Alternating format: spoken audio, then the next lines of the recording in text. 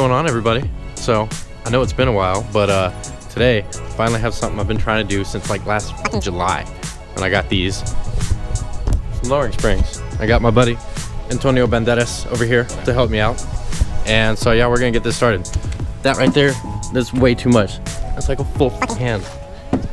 Shoe test, failed shoe test. Looks like a Jeep, dude. Dude, I know. Yeah, it's like, I might as well have lifted it in stock form. This would probably be a good idea to have something to keep it from rolling away. Yeah.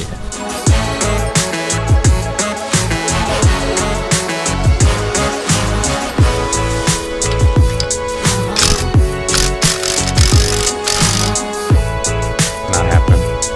I was just reminded that might be a smart idea to loosen the lug nuts before you get the tire off the ground.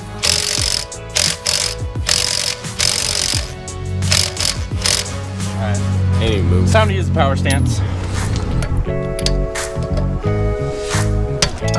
There you go. Stronger than an impact wrench.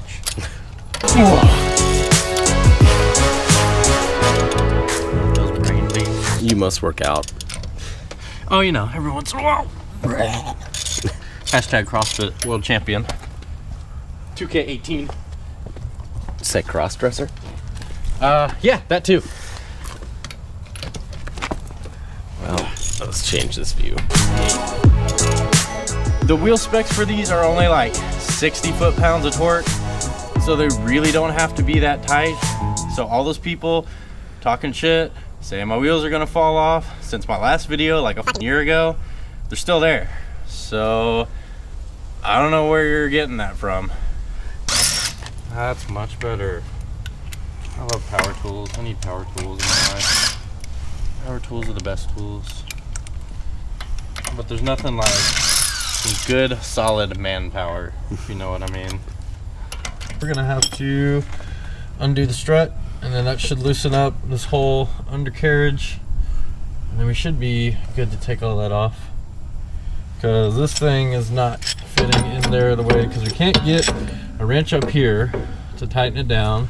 We do it upside down, then we're hitting the frame rail with this half, and then we need two of them on there, and I just don't see it happening. So what we're gonna do is, I'm pretty sure that this thing is gonna take a lot more torque than even the wheels did. So a little trick that you can do to get some more leverage is take 2 wrenches and just crank the living shit out of it. And it should come loose eventually. This is how easy working on cars or anything can be if you don't have little chicken arms.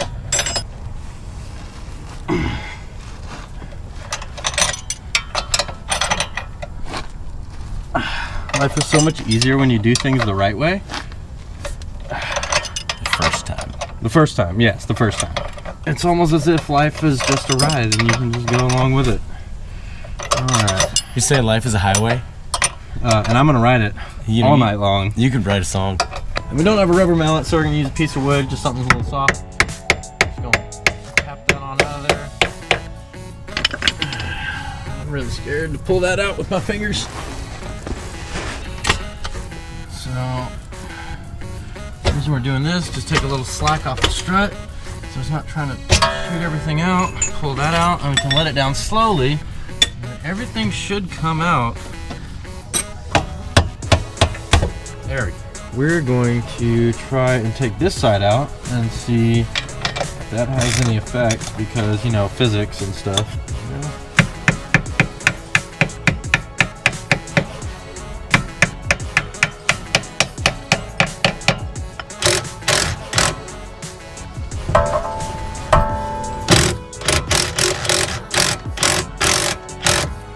There it is.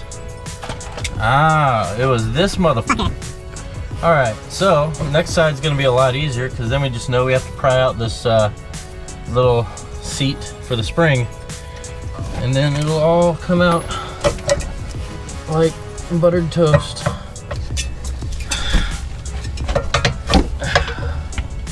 Yes, good. Look at the size comparison. Look how much easier these are gonna be to put in than these were to take out. And I say that because, you know, it's always easier to put stuff in than it is to take out. You know what I'm saying? Your pull-out game was strong as fuck over there. Dude, you have no idea. The spring kind of sits in here in this little rubber grommet thing, right about there.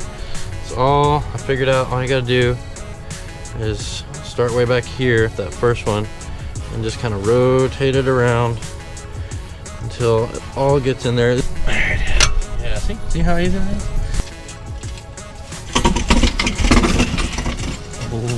Oh, baby. Slam it.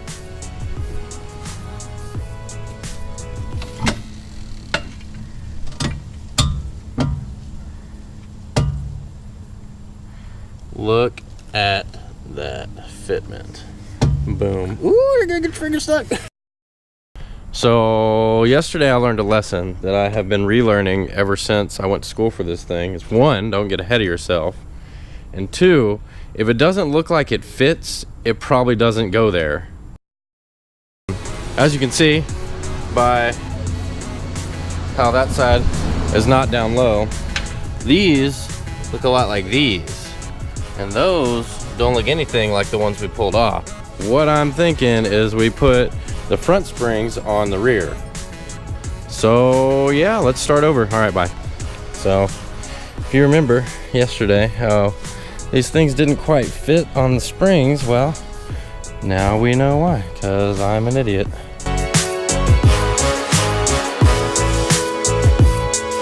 Yeah, that's probably the way it goes. So I'll be the first one to admit that I'm a dumbass. I'll be the second one to admit that he's a dumbass. So it's literally not even 5 minutes later since that last clip, and we didn't even have to compress the springs or anything.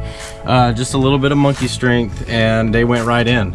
So that's how things are supposed to go when you do them the right way. They just usually just kind of go right where they're supposed to. So let this be a lesson to everybody out there. Don't be an idiot. Take your time, and if it doesn't look like it fits, it doesn't.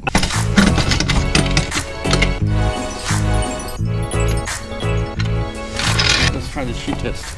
Shoe test. It doesn't quite pass the shoe test, but it's a lot better than it was where I could put my whole foot in there. Now it's time for monster fronts, monster truck fronts. So we're gonna chalk the rear wheels, and this process is gonna be entirely different. You're gonna need to, this is the top hat. Under this, there is a single bolt that's gonna disconnect the top hat of the springs from the strut assembly, and we don't wanna do that. Just take these three off on this side, same thing on that side.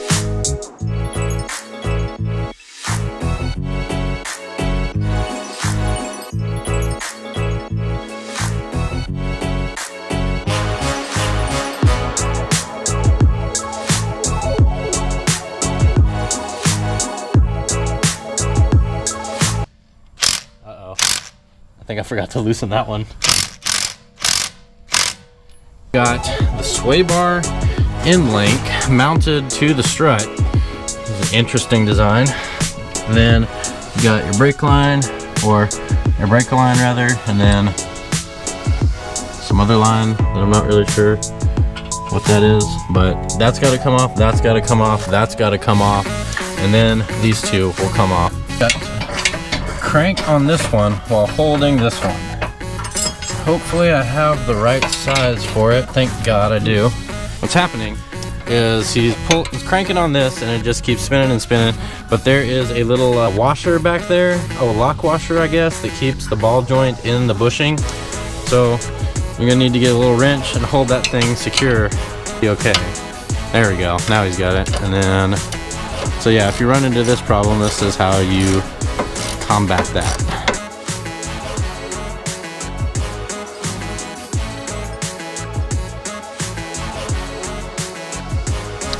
So yeah, now that's off. All right, now we can let the hub down. Now we're gonna loosen up these, and that strut is gonna fall right out onto the ground because nobody's holding it. Well, this little thing on top just pops off with a little screwdriver or whatever, and then there's a nut that's holding the top hat on there. All right, so we'd like to examine my lovely assistant swing here, shock. We've got the compressor on the middle 2 coils here, and over here we've got it on 3 for maximum compressorization. And it looks like it's loose, if you can see in there.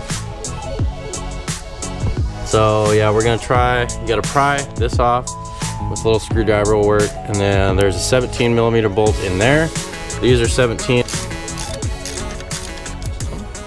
Almost, like 3 more threads. See?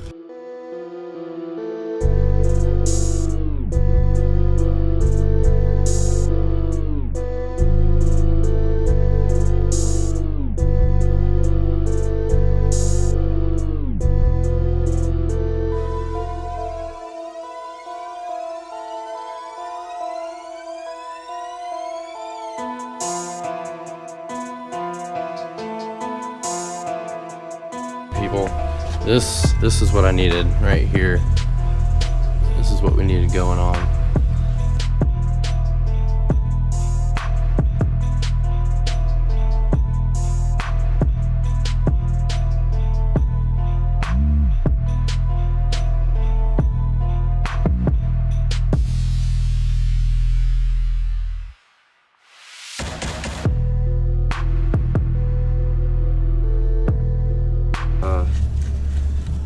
There we go. Okay, there it back is. me off where I can hold my.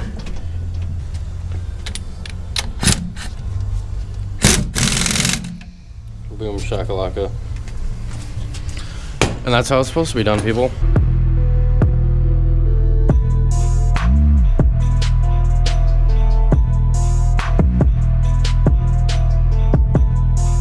Asked him, hey, we got him off the car already and everything. How much would it cost? 40 bucks. Not a big deal. So, worst comes to worst, take it to somebody who's got the right tools. So we're gonna button these back up, get these on, because my buddy Antonio's got to go to work, and then I'll be back with you.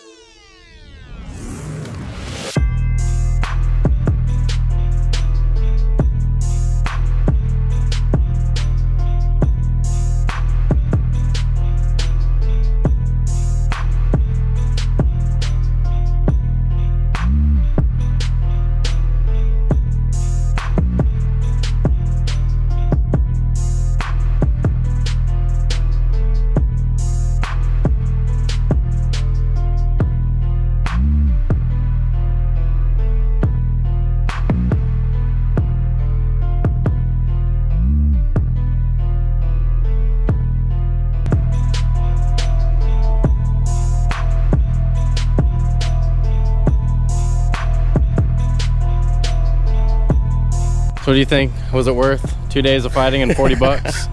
It's definitely worth your 40 bucks, yeah. That fitment, even still, even though it's not as tucked as it was when the wrong springs were on the back, that's still pretty damn good. So what did we learn? Don't get ahead of yourself. Pay attention.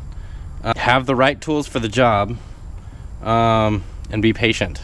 That's gonna be it for this. So just remember, life is too short to drive boring cars.